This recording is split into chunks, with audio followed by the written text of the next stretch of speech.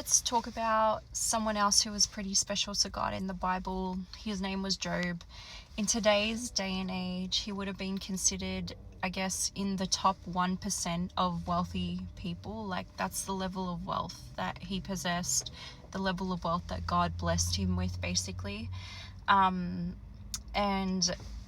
God allowed Satan to test him just to prove a point that, Job did in fact fear the Lord, and Job knew that everything he had was from the Lord, not from his own work. So, and in what the Lord does say to Satan was, everything he owns is in your power, however, do not lay a hand on Job himself.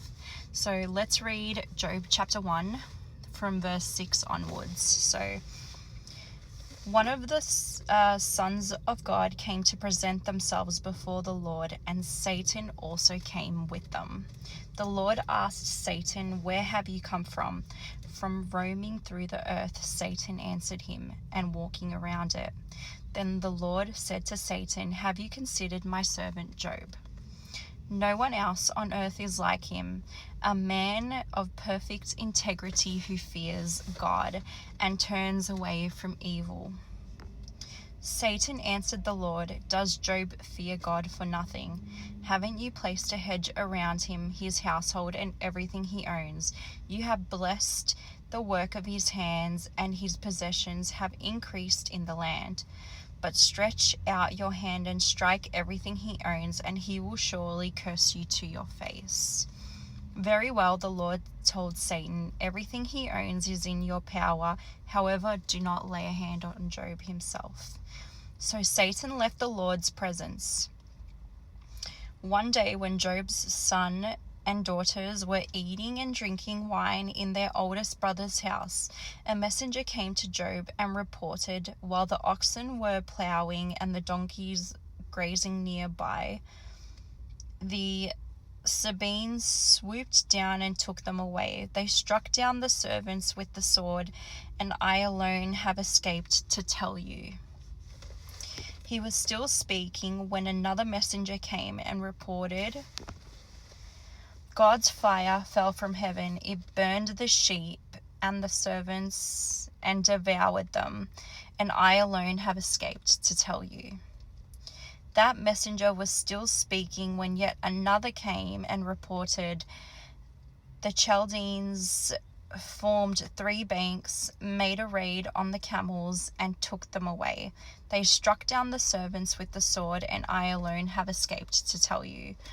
He was still speaking when another messenger came and reported, "Your sons and daughters were eating and drinking wine in their oldest brother's house. Suddenly a powerful wind swept in from the desert and struck the 4 corners of the house. It collapsed on the young people so that they died, and I alone have escaped to tell you." Then Job stood up, tore his robe, shaved his head. He fell to the ground and worshipped, saying, "Naked I came from my mother's womb, and naked I will leave this life. The Lord gives and the Lord takes away. Blessed be the name of the Lord." Throughout all this, Job did not sin or blame God for anything. So, and then it goes on. Apart from all this, it does go on that Satan gives a second test to Job, and yet he still does not curse out God. And then in the end, after he goes through all this, the Lord restores him with double of everything that he had, even though he had just lost his whole, his children, pretty much lost everything that he had. The Lord restored double of everything for him going through his troubles with Satan's tests. And I think that we should definitely all aspire to be like Job. I'm finding it hard right now. Few things have happened in the last few weeks. I've been pretty emotional the last few days, crying a lot. Every little thing has been making me emotional, to be honest. But I know that, I can't lose my faith in the Lord just because I'm going through trials right now, you know. And yeah, I think that, you know, God allows these things for his glory. And yeah, in the end, the Lord is always going to have the final word. But we all need to be like Job, as hard as it can be, you know. But anyway, yeah, that's all I wanted to read for you guys today. And may the Lord bless you all.